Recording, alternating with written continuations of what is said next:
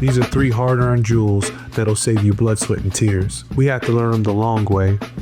You don't have to. 1, 2. It's 3 the hard way.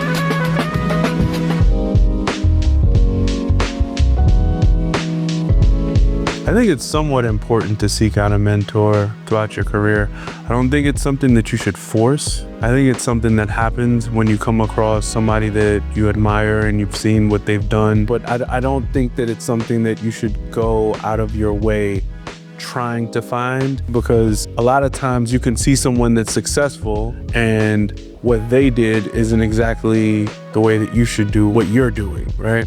I think if you're paying attention, you'll start to notice like, oh, that's somebody good that I wanted to learn how to design posters in Photoshop and Illustrator. That's what he does, and I like the way he does it, so let me ask him if he can show me a few things. I don't think most people are looking for mentees, and it's kind of difficult to go to somebody and say, hey, I want to mentor you. It should happen organically, as opposed to, I'm just gonna keep reaching out to everybody that does posters.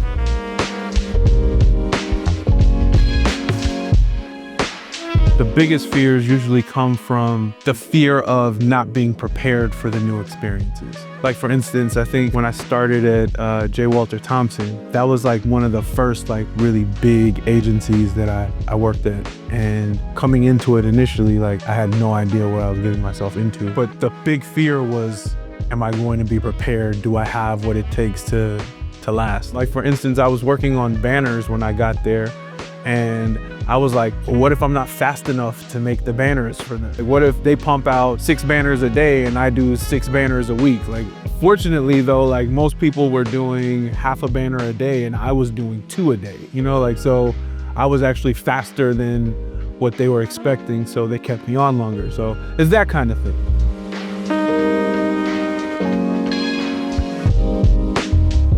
When I think about letting the work speak for you, I think about the idea of like staying humble. I've seen people like feel like they need to say it. They need to show that they're valuable. It's weird, like in the creative space, there's this weird thing where you don't really need to say a lot, but then when you're dealing in environments that aren't with creatives, it's necessary to actually speak up. So I think there's a time and a place for it, but letting the work speak for yourself feels like you shouldn't have to do too much. You do need to put yourself out there. If you don't put yourself out there, no one will know you exist. So imagine like if you built this amazing reel and you want somebody to hire you to be a videographer or an editor, but you never put your reel out there, you never applied for any jobs, but you're just hoping magically some production company is going to find you. It's most likely not going to happen. That's the putting yourself out there. I think the line is when you're constantly trying to get in front of the camera, even stepping on top of people to get the spotlight on yourself. I think that's when it becomes problematic.